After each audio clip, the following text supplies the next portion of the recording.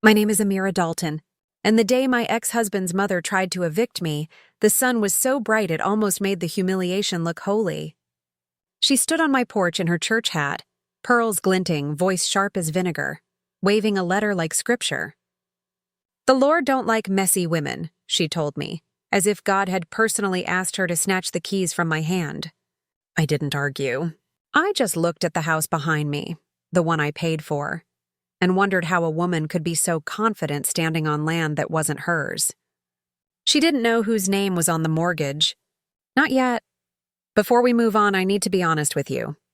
My heart sank when I saw that 99% of you watch my videos but don't subscribe. It truly means the world when you do. It helps stories like this find the people who need them. So please take a second to subscribe. And don't forget to tell me where you're watching from. I love seeing your locations. It reminds me that stories really do connect us, no matter where we are. When we bought the house, everyone said we looked like the perfect couple. We smiled in front of the sold sign, his arm wrapped tight around my waist, the realtor clapping like she'd just witnessed a fairy tale closing. But even then, I remember thinking, whose dream are we celebrating? Because the truth is, I paid for that down payment with a promotion I earned after 3 years of grinding at a firm that barely saw me.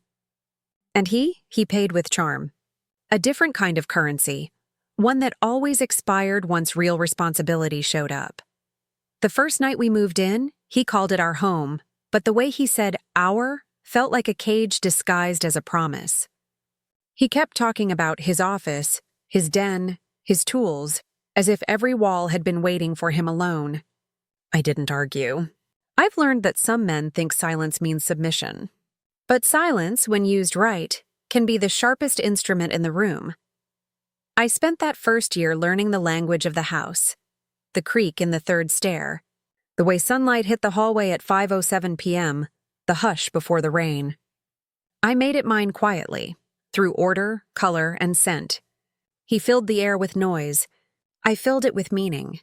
By the time our second anniversary came, the house had 2 versions, the one he performed in and the one I lived in. I used to think marriage was about building something together. Now I know it's about who's still holding the hammer when everything starts falling apart. He began to drift, staying out late, locking his phone, calling his mother more than he called me. She had this way of speaking to him like he was still 10, like I was the intruder rearranging her little boy's destiny. Every holiday dinner felt like a courtroom where she was judge, jury, and Bible witness. And he let her. He'd just squeeze my hand under the table like a man who knew he was weak, but too proud to admit it. I remember one night in particular, she told him, right in front of me. A real man provides the roof over his wife's head. He looked at me with that half smile that used to melt me and said, "Mama's right." I didn't say a word. But that night, I went into the office and checked the mortgage account. My name alone, all payments, all statements, all equity, mine. I think that's when something in me clicked. The kind of calm that comes when you realize your power doesn't need announcement.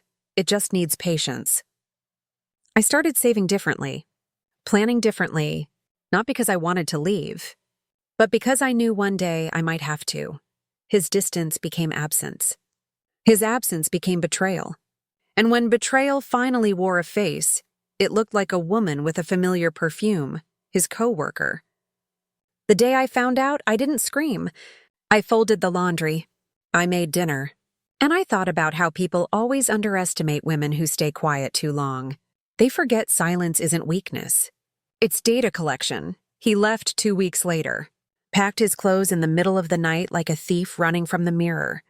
His mother helped him move. She didn't look at me once.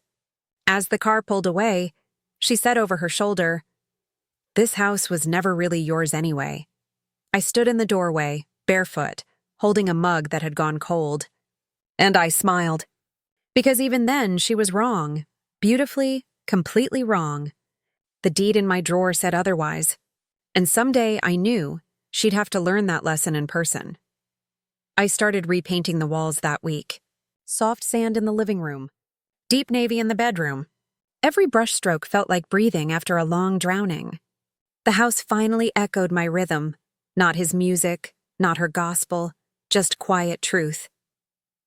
At night, I'd walk through the rooms and whisper to myself, "This is mine." Not as a boast, as a reminder. Because when people have spent years making you doubt what you've built, ownership becomes an act of survival. So when the knock came, that loud, self-righteous knock months later, and I opened the door to see her standing there with an eviction letter and a smirk that could curdle milk, I didn't flinch. I didn't argue. I just tilted my head, stepped aside, and said, "Come on in, Mrs. Dalton. Let's talk about whose house this really is." The morning after she tried to evict me, I woke up before sunrise. The air was thick, quiet, like the house itself was holding its breath, waiting to see what I'd do. I didn't cry. I didn't rage. I just sat at the kitchen table with my coffee, watching the light creep across the counter like it was reclaiming the day on my behalf. That kitchen had seen everything. Every argument whispered at midnight, every apology wrapped in breakfast, every silence too long to swallow. I could still feel him there sometimes, his cologne in the curtains, his laughter buried in the walls. Not haunting me, just lingering, like the scent of something once sweet that had turned sour. Grief is strange. It doesn't arrive all at once. It sneaks up through the smallest routines. The cup you still rinse out for someone who's gone. The coat that still hangs by the door. The fork that never seems to make it back into the right drawer. Little ghosts of habit that don't know they've died yet. I started talking to the house more. Not out loud, not crazy, but in the small ways women talk to the spaces they've had to fight for. I'd run my hand along the countertop and say in my head, "You're mine now." I'd open the windows wide and let the air move through every room like an exorcism. No candles, no chants, just oxygen and ownership. For the first few weeks, I stayed off social media, off calls, off explanations. Everyone wanted a story, a headline, a villain. I wanted silence. I wanted the sound of my own thoughts without someone else's opinion stapled to them. There's a healing in stillness that no friend can rush for you. I started cooking again. Not for two, just for me. I'd play old jazz records, something slow and aching, and chop onions until the rhythm matched my breathing. Food has memory. It forgives quietly. It reminded me that I could still create warmth from my own hands, that not everything broken stays broken. But the peace didn't last long. Her shadow lingered like mildew in a corner you keep scrubbing. Mrs. Dalton had a way of inserting herself into my life without being physically present. The phone calls to neighbors, the church whispers, the concerned mutual friends who dropped by to check on me. Each one a messenger carrying her disapproval wrapped in prayer. And I smiled at them, every single one, because I'd learned that grace can be a weapon too, especially when used precisely. One evening, a letter came in the mail, official-looking, stamped in bold red. For a split second, my stomach dropped. Then I opened it. Just another thinly veiled attempt at intimidation. A notice claiming unpaid dues on a joint property she insisted belonged to her son. Except the math didn't add up. Because her son's name wasn't on anything. Not the mortgage. Not the utilities. Not the insurance. Nothing. I took the letter, placed it neatly beside my dinner plate, and finished eating. Then I pulled out my folder, the one my grandmother made me start keeping when I was 25. She called it my paper armor. Never let someone confuse kindness for ignorance, she used to say. Keep every proof of your worth. Receipts, deeds, signatures, my quiet ammunition. After that night, I started walking differently through the house. Not as a woman left behind, but as a woman preparing for her next move. The floors didn't creak the same way. Even the air felt lighter, as if the walls were finally exhaling with me. I found myself in the kitchen again a few days later, making cornbread from my mother's old recipe. The smell filled the room. Butter, sugar, patience. I thought about all the women before me who had to swallow their pride and serve it warm. Not me, not anymore. I'd learned to feed myself with truth instead. Later that evening, as the sun dipped behind the fence, I stood at the sink and saw my reflection in the window. For the first time, I didn't see a victim. I saw the quiet face of someone gathering stormlight, someone who'd been underestimated long enough to make that underestimation her strategy. I rinsed my hands, dried them, and turned off the light. The kitchen fell into darkness, but it didn't feel empty. It felt waiting, alive. And somewhere deep inside, I knew the next time she knocked on my door, I wouldn't just open it. I'd make sure she never forgot whose name was written on the foundation. I knew she'd come back. Women like Mrs. Dalton never lose quietly. They just regroup, repolish, and return wearing new perfume. It was a Sunday afternoon, the kind of day that should have smelled like peace. The light outside was gold, heavy, and the world felt slow enough for forgiveness. But forgiveness wasn't on her agenda. I saw her car before I heard it, that silver sedan she'd bought with her church committee's approval. Always spotless, always loud in the wrong ways. It pulled up to the curb with the arrogance of a queen arriving uninvited to a coronation she didn't earn.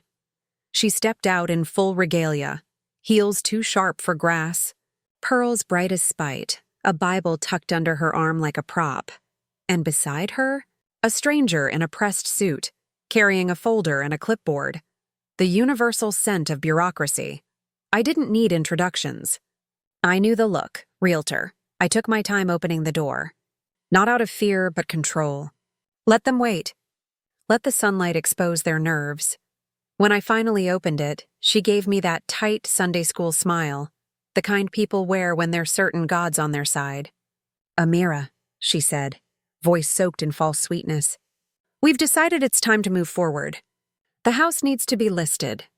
"I'm sure you understand." I leaned on the doorframe, my mug of tea still warm in my hand. "Listed?" I repeated softly, letting the word taste ridiculous in my mouth. Her eyes flicked past me, scanning the living room like a predator assessing prey. She gestured to the man behind her. "This is Mr. Fleming. He'll be handling the sale. We want to get it on the market quickly before the holidays." That word again. Her and her son, the eternal duet of delusion. I stepped aside, smiling faintly. "By all means," I said. "Come in." The realtor blinked, unsure, as she marched past me like she owned the floorboards. Her heels clicked across the hardwood I'd refinished myself. Every step sounded like a challenge. I followed them silently, sipping my tea, letting her narration fill the air. And of course, this space could use a bit of staging. "It's dated," she said, glancing at my framed art and soft rugs. Mr. Fleming nodded, scribbling notes. I smiled, resting my hand on the banister. "You're right," I said. "Dated but stable. Solid foundation." I let the words hang there, quiet, precise. When they reached the kitchen, she turned, her smile stretched thin. "I hope there won't be any resistance. We can make this transition smooth if everyone cooperates." I tilted my head. "Cooperates with what exactly?" Her tone sharpened. "With vacating. You've had ample time since the divorce." "The house was always my son's investment." I nodded slowly, pretending to think. Then I said softly, "That's interesting, because I could have sworn I never saw his name on the deed." The silence that followed was sharp enough to slice through air. The realtor shifted, clearing his throat. "Perhaps there's been some confusion," he offered. Mrs. Dalton's eyes darted toward him, then back to me. "Oh, there's been confusion," I said, "but not on my side." I let that settle like dust after a storm. Then I set my mug down, walked over to the drawer beneath the counter, and pulled out a single sheet of paper. Not the full deed, just the property summary page. Her name wasn't on it. His wasn't either. Only mine. I didn't hand it to her. I just placed it gently on the counter, like a sermon she wasn't ready to hear. She stared at it, lips trembling just slightly, the smallest fracture in her porcelain faith. Then she whispered, "You're lying." "No, ma'am," I said softly. I just stopped pretending. The realtor looked between us, visibly uneasy. "Mrs. Dalton, maybe we should verify ownership before proceeding." She cut him off with a glare sharp enough to curdle milk. Then she turned back to me. "You think this makes you better than us?" I smiled, but there was no joy in it. "No," I said. "It just makes me the owner." Her face flushed, her composure cracking like thin glass. She gathered her bag, muttering something about lawyers and proper channels, and stormed toward the door. The realtor followed, murmuring apologies that didn't belong to him. As the door shut behind them, the air went still again, that sacred silence returning like an ally. I picked up the paper, folded it neatly, and tucked it back into the drawer. Outside, her car idled a moment before pulling away. Through the window, I saw her staring straight ahead, eyes blank, hands trembling on the wheel. For the first time, I didn't feel angry. I felt serene, because I'd learned something that afternoon. When people build their power on your silence, the loudest thing you can do is speak with evidence. I stood in the kitchen until their engine faded. Then I whispered to the empty room, "Welcome home, Amira." The first time I walked into family court, it felt less like justice and more like theater. Fluorescent lights humming above, cold benches lined with strangers rehearsing their heartbreaks, everyone clutching folders like lifeboats, and at the center of it all, a judge with tired eyes, trying to play God with paperwork. I remember sitting there, spine straight, palms flat, watching my ex-husband across the aisle. He wouldn't look at me, just kept checking his phone, pretending none of it mattered. The marriage, the promises, the mortgage, the betrayal. His mother sat behind him, back straight as a sermon. Her perfume reached me before her words did. The same scent she wore when she hugged me at our wedding. The same scent she wore when she tried to evict me. Funny how some poisons don't change fragrance. When the hearing started, she didn't testify, but she didn't have to. Her son had inherited her tone, soft enough to sound reasonable, polished enough to sound holy. He said things like, "We built this home together," and "She's just overwhelmed." Your Honor, and the court, like most of the world, wanted to believe the man who smiled while lying. But what they didn't see was the folder in my lap. The same one I'd built quietly for years. Emails, bank statements. Every receipt from every joint expense that somehow came from my account. I didn't interrupt. Didn't defend myself. I waited. Because truth, when timed right, can humiliate more deeply than any accusation. When my turn came, I stood. My hands didn't shake. I remember the judge looking at me like he expected tears. Instead, he got clarity. "I'm not here for revenge," I said softly. "I'm here for recognition. Of work, of contribution, of dignity." Then I opened the folder, page by page, the sound of paper echoing like a heartbeat. By the time I finished, the courtroom had changed temperature. Even his lawyer stopped writing. He glanced at his client, the mask slipping. And for the first time, my ex-husband looked small, like a man who'd mistaken kindness for weakness for too long. The judge ruled fairly. I got the house. I didn't celebrate. I just exhaled. Because victory doesn't always look like applause.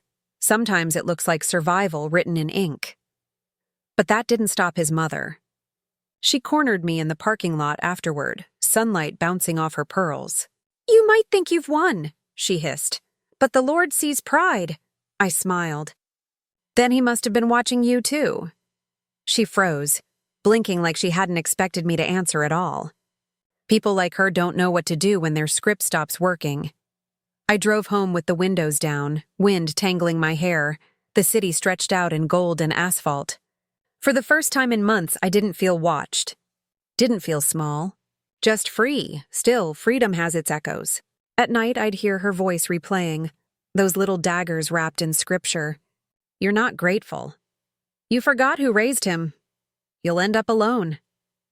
Every word designed to make me question my worth, my faith, my sanity.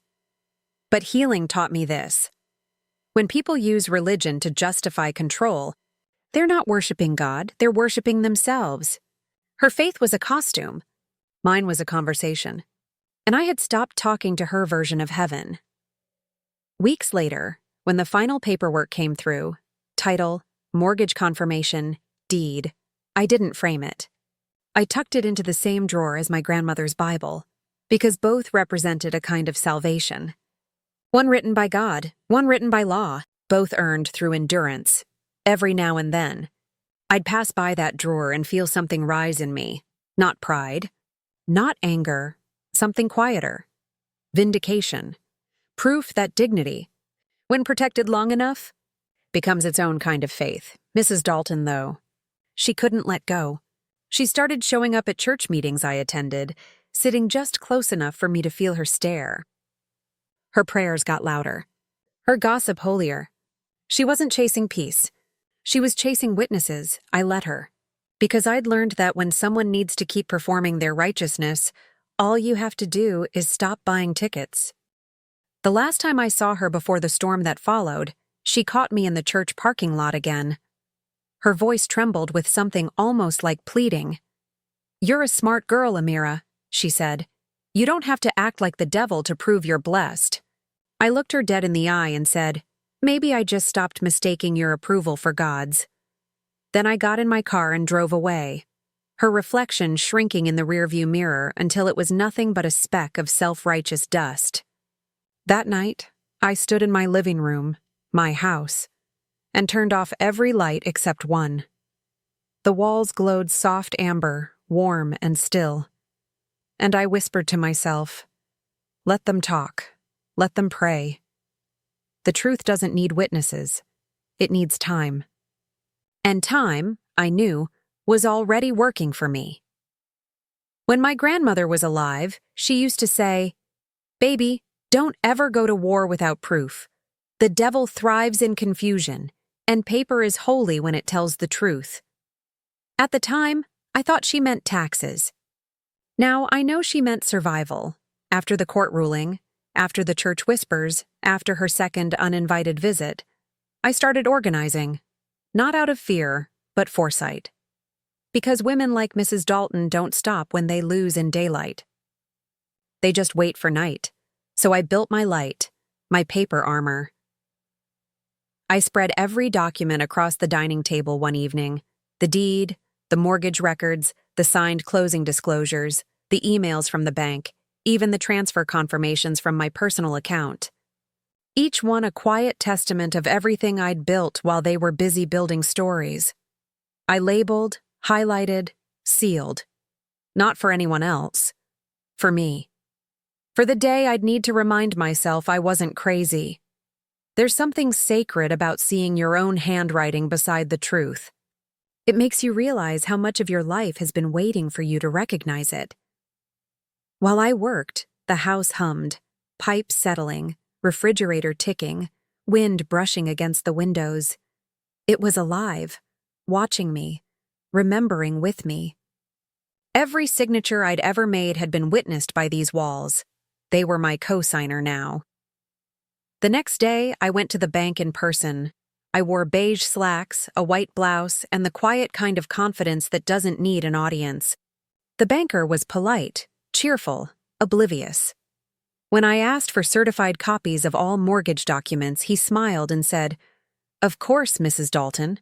And I smiled back, not correcting him. Because sometimes letting people call you by the wrong title is the sweetest form of irony. I kept those certified copies in a fireproof box under my bed, next to my grandmother's Bible and a stack of letters she'd written me before she passed. Every page, every verse, every line was proof that women like us have always had to build safety out of scraps of paper and self-control. Later that week, I received a text from an unknown number. "Hope you're enjoying the house. You'll regret being so petty." No name, no punctuation, just cowardice. I didn't reply, but I did screenshot it and print it, timestamp and all. Another layer for the armor. Because that's the thing about peace. People mistake it for weakness. They think if you're not screaming, you're surrendering. But I wasn't quiet because I was scared. I was quiet because I was planning. I started researching property law at night after work. Nothing formal, just curiosity with a purpose. I learned words like encumbrance and quitclaim deed, I learned how liens work, how ownership transfers, how signatures can tell on people long after they've left the room. Knowledge became my revenge. Mrs. Dalton made another attempt a few weeks later, this time through her lawyer. A letter claiming her son had contributed sweat equity, whatever that meant. Apparently, mowing the lawn twice was now a legal investment. I read it once, smiled, and placed it in a new folder marked Delusion Exhibit A. The same day, I received an email from the utility company saying someone had requested to change the account names. She was still trying, still clawing for control that wasn't hers. But every attempt she made left fingerprints, each one a record of her obsession. Each one proof that she was the trespasser, not me. That night, I sat by the window, watching the lights of the neighborhood flicker. It was quiet, except for the hum of my printer spitting out more evidence. I thought about how some women armor themselves with makeup, some with money, and some, like me, with memory. Paper doesn't forget. By the end of the month, my file box was heavy enough to make a sound when I moved it. A satisfying, solid sound, like closure accumulating weight. One evening, I pulled out a photograph I hadn't looked at in years. Our wedding day.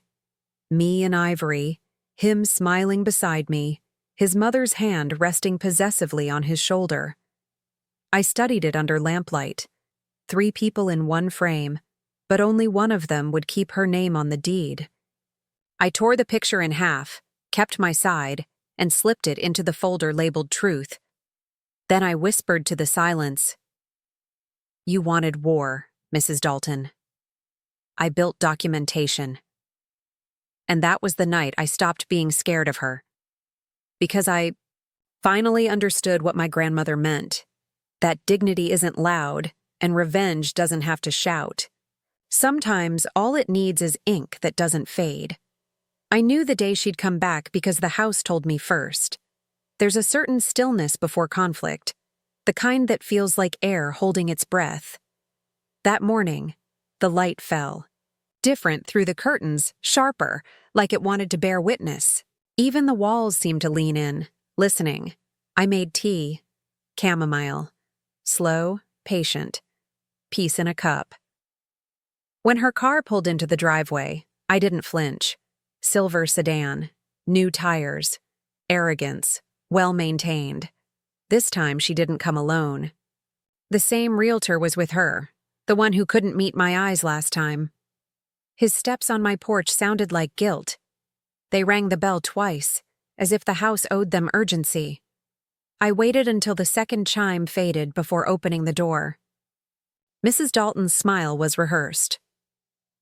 "Afternoon, Amira," she said, her voice dipped in honey and history. "I just wanted to stop by. Make sure you're doing all right." It was the kind of all right that meant still beneath me? Still breaking? I stepped aside. "Of course," I said softly. "Come in." She entered like she always did, inspecting rather than visiting. The realtor followed, murmuring something about light fixtures and property value. She nodded, pretending to agree, but her eyes were all over me. "You've kept it clean," she said finally, running a manicured finger along my mantle. I smiled. "I try." She turned to the realtor. "You see? This is what I mean. Such a lovely space. My son always said it had good bones. Her son. Her son, who hadn't made a single mortgage payment, hadn't lifted a hammer, hadn't even kept his vows intact. But still, she said his name like ownership was inherited through male breath. I said nothing. I let her talk. Because arrogance, when left to echo, exposes itself. She walked through the house like she was touring a memory, fingers grazing the frames, eyes narrowing at the new paint colors, the rearranged furniture, the absence of anything that belonged to him.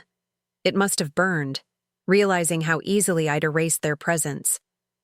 "You changed the bedroom," she said. "Yes," I replied. "I needed new light." She frowned. "It was fine before." "I know," I said. "That was the problem." Her lips tightened. The realtor coughed. "Mrs. Dalton," he said, "perhaps we should—" But she lifted a hand. "I'm fine." She wasn't. Her calm had cracks now, thin, hairline fractures running through every polished word. She needed to reassert control. So she turned toward me and said, "I've spoken with our attorney. We're reviewing some financial discrepancies in the house documents. It's possible things weren't properly recorded during the marriage." I nodded slowly, pretending to process. "Discrepancies," I repeated. "That's a big word." Her chin lifted. "You may want to prepare yourself." "I already have," I said. I moved toward the kitchen counter and opened the same drawer as before. Her eyes followed my hands, nervous now, curious, maybe even scared. From the folder, I pulled out a clear plastic sleeve and laid it down gently. Inside, certified copies, notarized statements, my initials in blue ink. I didn't hand them over. I just let the documents rest there under the soft kitchen light, glowing like quiet justice. The realtor leaned in to read. Mrs. Dalton didn't. She knew better. Her mouth pressed shut, color rising under her foundation. I took a sip of tea. "Would you like a copy?" I asked sweetly. Her eyes flashed. "That won't be necessary." "Oh, but it might help your attorney," I said. "You know, just to save him the embarrassment." She inhaled sharply, chest tightening with unspoken fury. Then she whispered, "You think this house defines you, don't you?" I smiled. "No, but it does define ownership." The silence that followed was beautiful, a kind of divine quiet, the kind you hear in church right before the truth lands. She gathered her purse, muttering something about letting the Lord handle it, and walked out. The realtor followed, eyes low, dignity shrinking with each step. When the door closed, I didn't move for a long time. I just listened to the sound of my heartbeat syncing with the stillness of the house. It was steady, grounded. For the first time, I realized I didn't just live here. I belonged here. Through the window, I watched her car pull away, her pearls catching the last flash of daylight. The street went quiet again. I breathed in that silence like oxygen. The truth is, she came here hoping to humiliate me. Instead, she baptized me in my own strength. Later that night, I added one more page to the folder. A handwritten note. "She came again today. Still doesn't understand that the house isn't a trophy. It's a lesson." I slipped it under the documents, closed the drawer, and smiled to myself. People like Mrs. Dalton think power is about control. But power, real power, is just patience wearing proof. It happened on a Tuesday morning, soft rain sliding down the kitchen window. The kind of rain that cleans rather than destroys. I remember thinking, this is the kind of day truth likes to travel on. I'd spent the night before reviewing my documents again, not out of paranoia, but rhythm. There's something meditative about order, about knowing every paper in your possession can speak for you when someone else tries to rewrite your story. The house was silent except for the rain, the clock ticking like a patient witness. That's when I decided it was time to make the call. Not to her. Not to him. To the one place where fiction stops working, the mortgage company. I dialed, heart steady. A young man answered. Cheerful, professional, unaware of the small war attached to my file. "Good morning, this is Nathan at Liberty First Mortgage. How can I assist you today?" I smiled into the phone. "Hi, Nathan. I just need to confirm ownership information for property number 1183 Ridgeway Drive." He asked me to hold. The sound of his keyboard was the sweetest percussion I'd heard all week. When he came back, his voice was simple. "Yes, Ms. Dalton. Sole borrower, sole owner, all payments up to date." I asked again, just to savor it. "So there's no co-owner? No second name anywhere?" "No, ma'am," he said. "Everything's under you." There it was. Not revenge. Not triumph. Just verification. Truth notarized by an indifferent system. Sometimes that's the purest justice there is. "Could you send me a written statement confirming that?" I asked. "Of course. he replied. Would you like it mailed or emailed? Both, I said, smiling. Let's make sure it reaches every dimension. When I hung up, I just sat there, staring at the rain tracing paths down the glass. It felt symbolic, as if heaven itself had decided to file its own paperwork that morning. I didn't call anyone. Didn't text. Didn't gloat. I brewed tea, folded laundry, cleaned the counters. Because peace doesn't require witnesses, only awareness. That afternoon, I printed the confirmation email on heavy paper and placed it in my file. Then I took one extra copy and slid it into an envelope. I didn't address it, not yet. But I knew whose name it would carry when the time came. By evening, the sky had cleared, and sunlight poured through the kitchen like forgiveness. I sat at the table, running my hand across the documents spread before me. Each one a story, not of money, but of endurance. They weren't just papers anymore. They were mirrors. Every signature reflected who I had become, a woman who didn't just survive deceit, she audited it. Later, as I prepared dinner, the phone rang again. Unknown number, I answered without hesitation. Hello, silence. Then a voice I knew too well, brittle, shaking under the weight of pride. Amira. Mrs. Dalton. For a second, I said nothing. The silence made her nervous. I could hear her breathing shift. I just wanted to say, she began, whatever you're doing with the house, it's not right. You're making this harder than it needs to be. I leaned against the counter, voice calm. I'm not doing anything, Mrs. Dalton. The truth is doing the work. She exhaled sharply, anger trembling behind the phone line. You're so ungrateful. My son, I cut her off gently. Your son signed nothing, paid nothing, and contributed nothing. Maybe what's really hard is realizing that. A long silence. Then she whispered, You've become cruel. No, I said. I've become consistent, she hung up. The click was small, but final. I placed the phone down, exhaled, and smiled faintly. Because I knew that call wasn't about the house. It was about her crumbling illusion of control. And illusions, once they start cracking, never stop. A few days later, the letter from the mortgage company arrived. Clean envelope, official seal, my name in bold at the top. I held it for a moment before opening it, the paper warm from my hands. Inside, confirmation of ownership, loan fully in good standing, sole deed holder, Amira Dalton. I framed it. Not for display, but for memory. A reminder that truth can be quiet and still win the war. That night, I slept better than I had in months. No dreams, no ghosts. Just peace. And maybe, just maybe.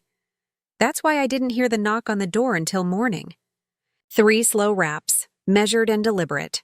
When I opened it, I wasn't surprised. Mrs. Dalton stood there again, her eyes hollow, her tone rehearsed. But this time, I didn't step aside. This time, I let the silence speak first. I should have known she'd try to make it public. Women like Mrs. Dalton don't just want control, they want an audience. And when they start to lose their grip, they confuse humiliation for prayer. It started with a text from my cousin Tasha. Auntie M says we're having a family meeting at the house. You know about this? I read it twice, smiled, and wrote back, Oh, I know. I just didn't invite them. By evening, 5 cars were lined up along the curb like a procession of misplaced confidence. Her silver sedan gleamed in the middle, of course, center stage. They came armed with casseroles, Bibles, and opinions. But I wasn't nervous. Because when you have the truth, you don't prepare speeches. You just show up. I let them in one by one. The house felt smaller with so many bodies, the air heavy with perfume and performance. Cousins, uncles, her church friends, all seated like a jury that didn't realize the verdict had already been written. Mrs. Dalton stood near the center, pearls in place, voice syrup smooth. Thank you all for coming. I just thought it was time we address this situation. She didn't look at me when she said it. People who fear truth prefer indirect lighting. I stayed by the counter, calm. And what situation is that? She turned then, eyes full of self-appointed pity. The house, she said. The confusion. The hostility. We're all family, and we can't let property divide blood. Someone murmured, Amen, because in our family, the word amen often replaces the word sense. She went on, weaving her narrative like a sermon. How her son had been wronged, how I'd changed since the divorce, how forgiveness was the Christian thing to do, meaning give back what we want so we can feel righteous about taking it. I let her speak. Every word was a shovel digging her deeper. When she paused to sip her water, I asked, Are you finished? The room fell silent. My voice was calm and too calm. I walked to the table and placed my folder down. The sound of it hitting the wood was louder than her whole speech. Let's talk about what's true, I said. I opened the folder. One by one, I laid out copies. The deed, the mortgage statements, the loan documents, everything in black and white. Gasps rippled through the room. Even the ceiling fan seemed to stop spinning. Mrs. Dalton's face stiffened. This is unnecessary, she said quickly. You're embarrassing yourself. I smiled faintly. No, ma'am. I'm just tired of letting you narrate my life. I slid the mortgage confirmation letter toward her. Read it out loud, please. She didn't move. Her hand twitched, her pearls shifting against her throat. Her silence filled the space like thunder withheld, so I read it myself, my voice steady, unshaken. We confirm that the sole borrower and owner of record for the property at 1183 Ridgeway Drive is Ms. Amira Dalton. I folded it neatly, placed it back in the folder, and looked at her. Now we can all stop pretending confusion is the same as denial. For a moment, no one spoke. Even her church friends avoided her gaze. Then someone whispered, Lord have mercy. And I swear I almost laughed. Because mercy was the only thing keeping me from saying more. Mrs. Dalton's composure broke in small, visible cracks. Her lips trembled, her voice quivered, still trying to find scripture sharp enough to wound me. But there was none. Because you can't weaponize faith against someone who's made peace with her own reflection. She finally muttered, This isn't over. And I said, It is for me. I gathered the papers, closed the folder, and looked around the room, at the family that had watched me swallow disrespect for years and called it maturity. You all taught me patience, I said softly.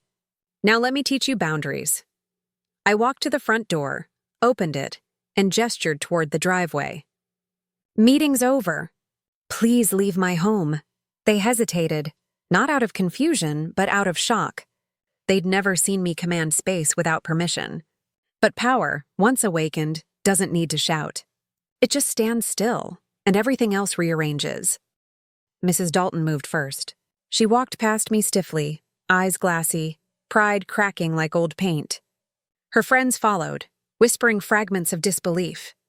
Tasha lingered for a moment, eyes full of quiet admiration. Good for you, cousin, she whispered, and squeezed my hand before leaving. When the door finally closed, the house exhaled. The silence that followed wasn't empty. It was earned. I sank into a chair and stared at the faint circle of condensation her glass had left on the table. Evidence even in small things. Proof that she had been here. And proof that she was gone. I thought about all the times she'd told me I'd end up alone. Maybe she was right. But what she didn't understand is that solitude isn't punishment when it's chosen. It's power reclaimed. That night, I poured a glass of wine, stood by the window and watched their cars fade down the street. The headlights flickered once, then disappeared. And in that final flash of light, I saw it clearly. The difference between inheritance and integrity. She inherited her power. I earned mine. The morning after the gathering, the house was silent in a new way. Not the lonely kind of silence, but the kind that hums with aftermath. The kind that comes when lies finally lose their footing. I made coffee and opened every window. The air smelled like rain and release. Somewhere down the street, I heard a lawnmower start. Ordinary life continuing, as if the world didn't just tilt on its axis the night before. But I knew better. Something had shifted. Something permanent. By noon, the calls started coming. First, my cousin Tasha, voice breathless with half gossip, half awe. Girl, Auntie M's losing her mind. She's calling everyone talking about how you forged documents. I laughed quietly. Let her talk. The truth doesn't need a press release. Then came another call. A different tone. A familiar one. Her lawyer. Ms. Dalton, he began. Careful. Cautious. Mrs. Dalton has asked that I reach out for clarification regarding property ownership. There appears to be some misunderstanding. None on my end, I said evenly. I understand, he continued, his professionalism bending under the weight of embarrassment. If you could provide us a copy of the mortgage statement. It's already been sent, I interrupted. Certified mail. Arrived this morning. Check your front desk. There was a pause. A long, humbling pause. He cleared his throat. Thank you for your time, Ms. Dalton. Any time, I said. But let her know, this conversation was the last courtesy. When I hung up, I felt no rush, no thrill, just quiet satisfaction. Peace, like a verdict that finally matched the evidence. But Mrs. Dalton wasn't built to surrender gracefully. 2 days later, she showed up again. No announcement. No realtor this time. Just her, small and trembling, wrapped in a beige trench coat that looked like it was holding her together. I met her on the porch. She didn't even try to step inside. Her eyes were red, not from crying, but from pride fighting to stay alive. Amira, she said softly, I didn't mean for it to go this far. I nodded. But you did mean for it to start. She looked down at her hands, bare now, no pearls, no rings. Just thin fingers gripping the edge of her own dignity. You've embarrassed me, she whispered. I tilted my head. No, Mrs. Dalton, you embarrassed yourself. I just stopped covering for you, she flinched. And in that moment, I didn't see a villain. I saw a woman raised to believe power only existed if someone else had less. A woman who mistook control for safety. Maybe I pitied her, a little. She tried again, voice breaking. Your husband loved you, you know. He just didn't know how, I smiled sadly. And you never taught him. The wind shifted, carrying the faint scent of magnolia. It was that soft moment between confrontation and release, where forgiveness could live if pride made space for it. But pride never does. She straightened her coat, her voice sharpening again. Well, I hope you're happy now, sitting in that house, all alone. I looked past her, at the sunlight pouring through the windows behind me. I am, I said simply. And that was the truest thing I'd ever spoken. She turned to leave, but I stopped her gently. Mrs. Dalton? She paused, shoulders tight. Next time you visit, I said, please remember to take your shoes off. It's my house, after all. She froze for half a heartbeat and then walked away. No words, no defense, just silence trailing behind her like smoke. I stood there, watching her car disappear around the corner. Then I turned back toward the house, my house, and felt something shift inside me. Not victory, not triumph, something softer. Closure. I walked through each room, slowly, as if reintroducing myself. The walls seemed warmer now, the air lighter. It was as if the house itself had been waiting for her shadow to leave before exhaling completely. When I reached the kitchen, I sat down and stared at the documents spread across the table. All the proof, all the patience, all the battles fought in silence. And I realized something. I never needed revenge. I just needed acknowledgement. And I had given it to myself. The next morning, I received a small envelope in the mail. No return address, but I recognized the handwriting. Tight, cursive, proud. Inside was a single note. No apology. Just 5 words written in blue ink. You won. God bless you. I read it once, folded it carefully, and placed it in my grandmother's Bible. Not as forgiveness, but as a record. Proof that even false saints eventually run out of scripture. That night, I slept with the windows open. The air was cool, the moonlight silver, and for the first time, I felt like every breath I took inside that house belonged completely to me. No ghosts, no witnesses, just peace, and the quiet sound of a woman who'd finally stopped defending her worth. When truth finally stands on its own feet, It shakes the ground beneath the people who built their comfort on lies. So I wasn't surprised when the whispers started. They didn't call it gossip. They called it concern. At first, it was the polite kind that hides behind scripture. Bless her heart. She's been through so much. Then came the sharper kind. She thinks she's better than us now. Must be nice. Sitting in that big house alone. I used to think silence protected me from rumor. Now I know it only invites projection. So I stopped defending myself. Let them talk.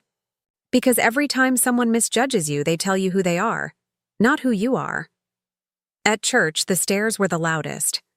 Mrs. Dalton had built her following on charm and choir donations. To them, she was the woman who hosted charity luncheons and quoted psalms between insults. To me, she was proof that you can serve God publicly and still crucify people privately. One Sunday, I walked in wearing a simple white dress. No makeup, no jewelry, just peace. When I took my seat, the pew creaked. Or maybe that was just the sound of every judgment trying to balance its weight. I didn't look around. I just listened. The pastor spoke about humility, his voice floating through the sanctuary like smoke. He said, "Sometimes the enemy wears pride disguised as righteousness." And for the first time, Mrs. Dalton didn't say amen. She sat still, silent, like maybe she'd recognized herself in the sermon. After service, a few women approached me, all smiles, all curiosity. "So, Amira," one of them said, "we heard you're giving property seminars now." I blinked. "I'm not," she tilted her head. "Well, maybe you should. You seem to have experience." The others laughed softly, the kind of laughter that smells like envy. I smiled back. "Maybe I will." And that's how the idea began. Backlash can be cruel, but it can also be fertilizer, if you know how to use it. Every rumor was a seed, every insult a push, and slowly I started building something from their noise. A small gathering in my living room once a month. Women from the community, mostly single, mostly tired of being treated like guests in homes they paid for. We'd drink tea, share stories, and talk about financial literacy, property rights, inheritance laws. I called it the table, because every woman deserves to sit at one that can't be pulled from under her. The irony wasn't lost on me, that the house they tried to take became the place where women learned to keep theirs. That's how peace works. It multiplies once it's earned, but peace doesn't mean immunity. Some nights I still felt the sting of isolation. Friends who'd chosen sides, family who'd grown distant. Loneliness has a way of echoing louder in victory than it ever did in defeat. But even in that loneliness, I found clarity. Because solitude, when chosen, isn't emptiness. It's space reclaimed. One evening, after everyone left the table, I walked through the house barefoot, listening to my own footsteps. Each sound felt like punctuation, a full stop after years of run-on apologies. I looked at the photos on the wall, my parents, my grandmother, me in my graduation gown. 3 generations of women who survived by outthinking those who underestimated them. I thought about Mrs. Dalton, how her power was always social, never spiritual. How her followers worshipped her smile but ignored her shadow. And I realized something that night. The people who resent your peace will try to rename it as arrogance because they can't imagine calm that isn't for sale. The next Sunday, I skipped church and spent the morning tending my garden. I planted lavender along the walkway, jasmine near the porch. The air smelled clean, healing. While I worked, my neighbor, an older man who rarely spoke, waved from his yard. "You've really made this place yours," he said. And I smiled. "Yes, sir," I said softly. Finally.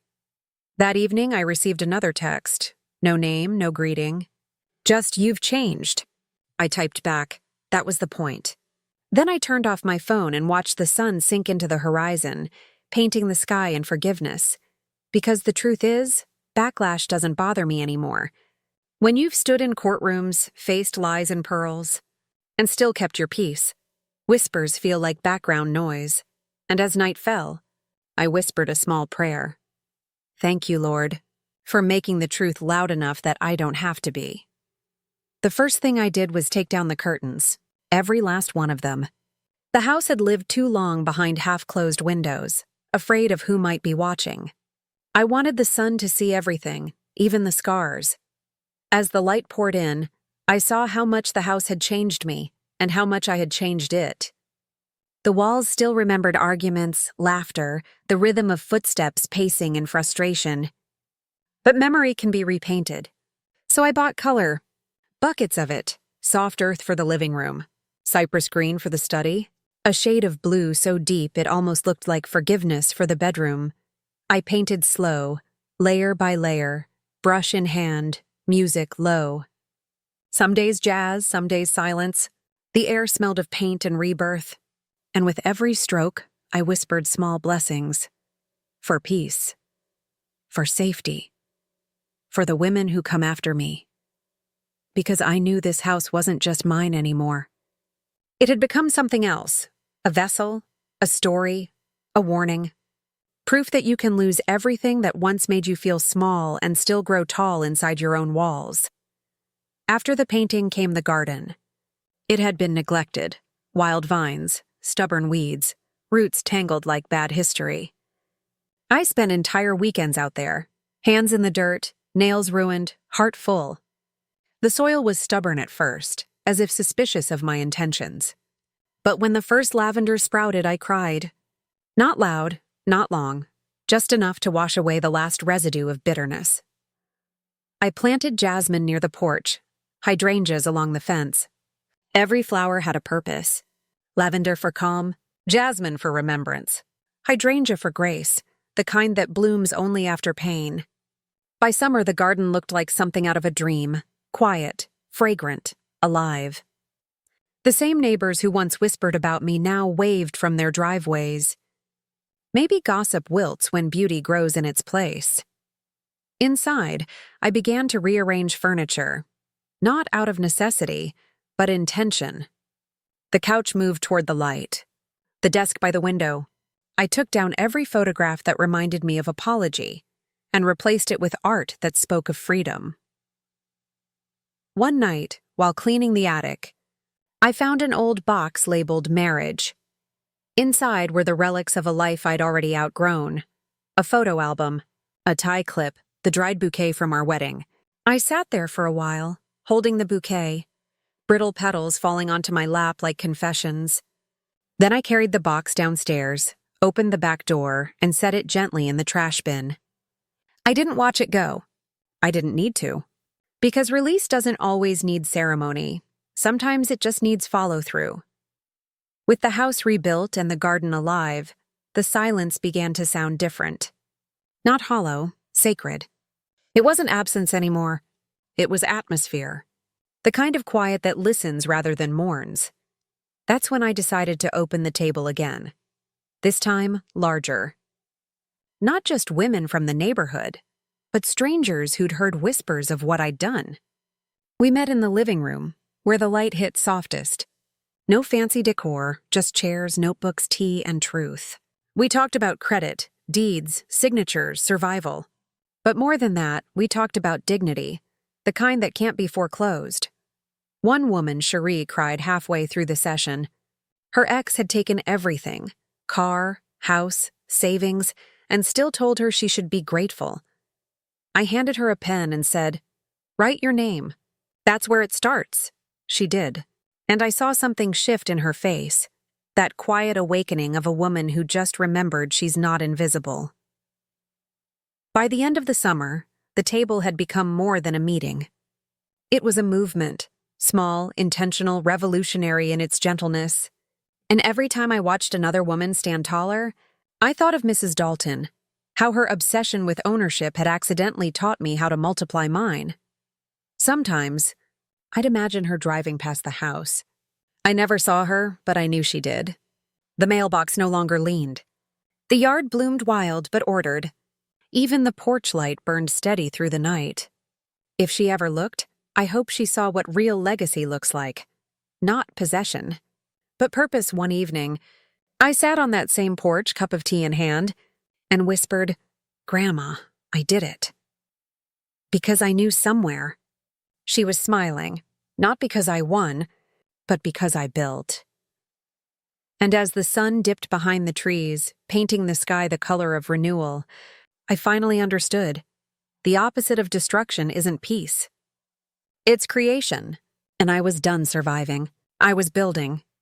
It arrived on a Wednesday. Quiet, unexpected, thin enough to fit between two bills. The envelope was cream-colored, hand-addressed in blue ink. My name written with the kind of care that comes from guilt, not affection.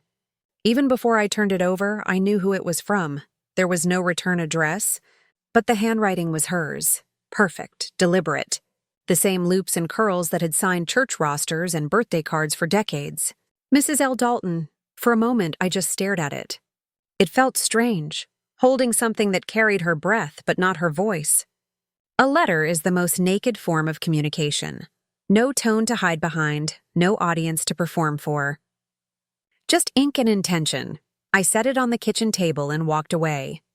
Made tea, watered the plants, opened a few windows. Because I knew, once I read it, I couldn't unread it. It sat there all morning, quiet and heavy. By noon, curiosity won over caution. I slid my finger under the flap, slow, deliberate. Inside was a single page folded twice. Her perfume clung to the paper, faint, floral, and hauntingly familiar. The letter began without greeting. I suppose there's nothing I can say that will make a difference. But I wanted to try. I never hated you, Amira. I just didn't know how to understand you. You were too calm, too certain, and it frightened me. Women like me were raised to survive by control. I thought that if I kept everything in my hands, it couldn't fall apart. But I see now that I was holding people, not things. And people always slip away. I paused, reading that line twice. There was something painfully human in it. The sound of pride cracking under the weight of age. She went on. I told myself I was protecting my son. But maybe I was protecting the version of myself I wanted him to see. The strong, unshakable mother. I know what I did to you was cruel. I also know I'll never ask you to forgive me.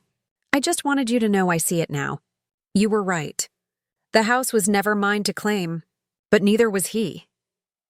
I didn't realize I was crying until a drop fell onto the paper, blurring her ink into a small, ghostly smear. The next line was short, just 5 words that landed like confession and closure at once. You deserved more than survival. I folded the letter, not out of anger or sentimentality, but reverence. Because for the first time, her words carried truth instead of control. I didn't write back. Not because I wanted to punish her, but because I finally understood silence isn't the absence of compassion. It's the presence of boundaries. Some conversations are meant to end quietly. That night, I sat on the porch, letter in hand, watching the sky fade into that deep indigo before night fully takes over. I thought about how her whole life was spent mistaking authority for love, and how mine had been spent learning to untangle the two. The wind picked up, soft and forgiving. I held the letter once more, read those final words again, then walked to the garden. The lavender was blooming, pale purple against the dusk. I crouched down and dug a small hole near the base of the first bush I ever planted. Then I buried the letter there. No ceremony, no tears. The soil closed over it easily, like it understood. Because maybe forgiveness isn't something we hand to the person who hurt us. Maybe it's something we plant, quietly, in a place they'll never see bloom. When I stood, the moon had risen. The house glowed behind me, steady, safe, mine. I looked toward the horizon and whispered, "Thank you for finally telling the truth." Then I turned, closed the door, and left the past outside where it belonged. It started small, like most good things do. A neighbor dropped by one Saturday afternoon, Cherie, the woman who once cried at the table. She brought a peach cobbler and said, "I just wanted to see how you've been." We sat in the kitchen, sunlight sliding through the window like honey. She looked around, smiled, and said, "It feels different in here." "Like peace lives here now," I laughed softly. "Maybe it finally paid rent." That's how the idea began, the one that changed everything. Word spread quietly, like rumor but kinder. Women started showing up at my door. Some I knew, some I didn't. They came carrying folders, questions, broken hearts, eviction notices, divorce papers. They came carrying silence, the kind of silence I'd once worn like armor. So I opened my door wider. Every second Saturday became the table day. We sat in a circle of mismatched chairs, tea and mugs, stories and voices. Sometimes there were 10 of us, sometimes 20. But every time, the house filled with something holy. Not religion, not pity, but recognition. We talked about everything: credit, inheritance, joint accounts, grief, boundaries. But mostly we talked about the quiet kind of strength, the kind that doesn't announce itself until someone tries to take it. I'd tell them, "Your name is your legacy. Make sure it's written on something that can't be erased." And they'd nod, some crying, some laughing, all transforming in real time. One afternoon, a woman named Denise brought her teenage daughter. She said, "I wanted her to see what power looks like without shouting." The girl sat quietly, eyes bright, taking notes. When we finished, she asked, "So, it's okay to start over?" I smiled. It's not just okay. It's holy. That night, after everyone left, I walked through the house. Soft music playing, windows open, breeze carrying whispers of lavender from the garden. I realized that this was what victory looked like. Not revenge, not applause, but peace multiplied. Every woman who crossed that threshold left a piece of her old pain behind, and the house absorbed it like light. Eventually, local nonprofits reached out. Someone had heard about the table and wanted to help expand it. They offered funding for workshops, partnerships with legal aid, even media coverage. But I said no, at least for now. Because what we had was pure, unbranded. It wasn't a program. It was a promise. Still, I made one small change. I put a plaque on the front porch. Simple, brass, engraved with 5 words. "This house belongs to women." When it arrived, I ran my fingers over the cool metal and felt tears gather behind my eyes. I thought of all the hands that had once tried to pull this house away from me, and how, in the end, it became sanctuary. That night, I hosted a dinner, just a few close friends. Soft jazz, candles flickering against the new paint. When they left, I stood in the doorway watching the porch light reflect off the plaque. It gleamed like truth, quiet, permanent, earned. Later, I found myself thinking about Mrs. Dalton. I wondered if she ever drove by, saw the garden, the cars parked outside, the women laughing through the open windows. Maybe she did. Maybe she even smiled. Because sometimes, even the people who hurt us end up softened by the sight of our peace. Before bed, I wrote one final note in my journal. Legacy isn't what they remember you for. It's what survives when their version of you fades.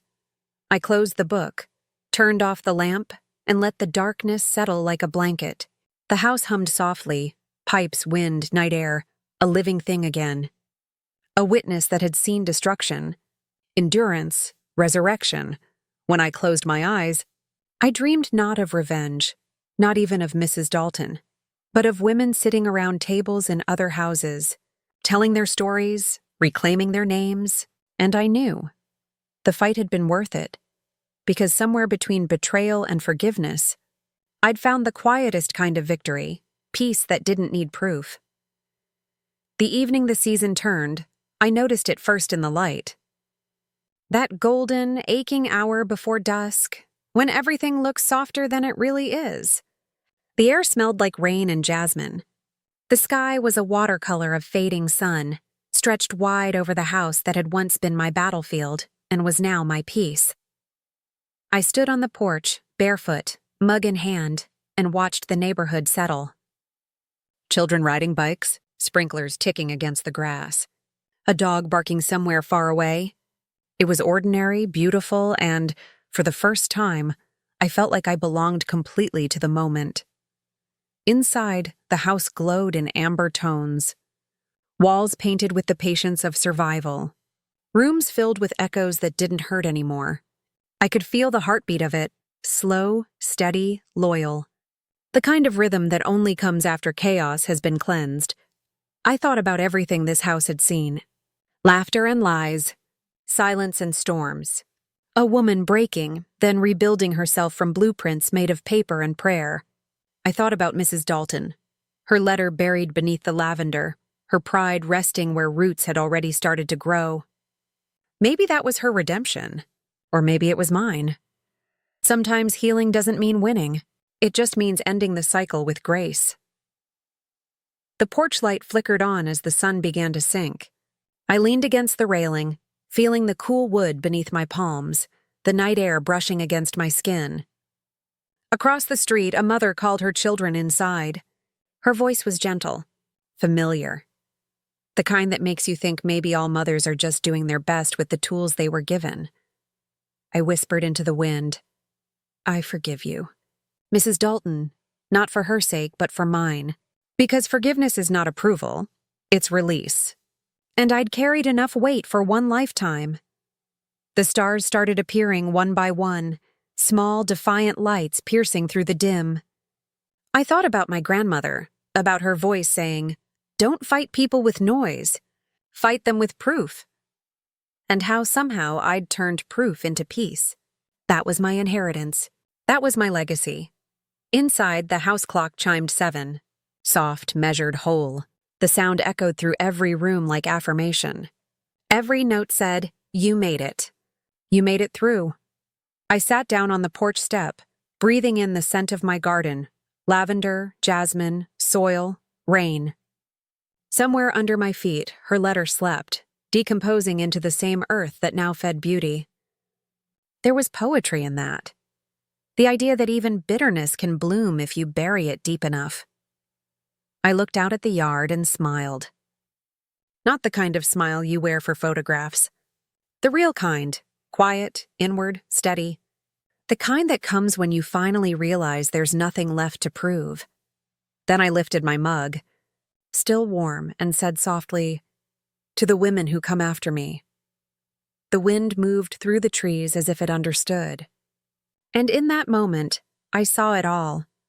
The women who would gather in their own living rooms, building their own tables, reclaiming their own names. All of them carrying some piece of this story. Not my pain, but my proof. The last of the sunlight spilled across the porch, painting everything in gold. It lingered on the plaque by the door. "This house belongs to women." The letters caught the light and shimmered like truth. I reached out, brushed my fingers over the words, and whispered, "Yes, it does." Then I turned, walked back inside, and closed the door behind me. The porch light stayed on. The house stood quiet, and the night settled, soft, whole, eternal.